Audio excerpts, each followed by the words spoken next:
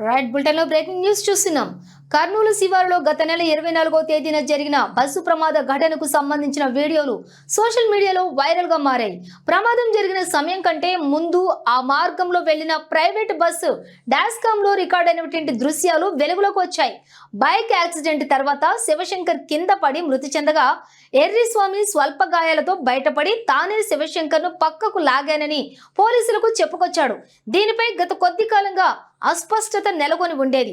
తాజాగా వైరల్ అయిన వీడియోతో బైక్ ప్రమాదం ముందే జరిగిందని ఎర్రిస్వామి చెప్పిన మాట నిజమేనని తెలిసాయి.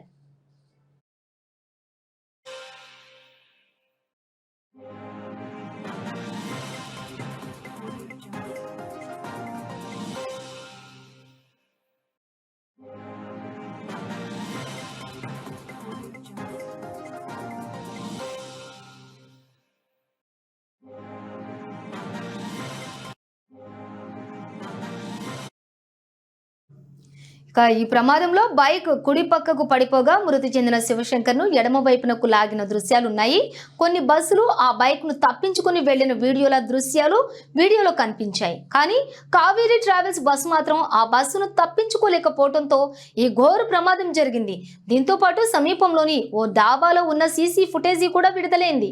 ఇందులో వి కావేరీ బస్సు ముందుకు రావటం, అందులో నుంచి క్షణాల్లో మంటలు ఉవ్వెత్తిన ఎగిసి పడటం స్పష్టంగా కనిపించాయి.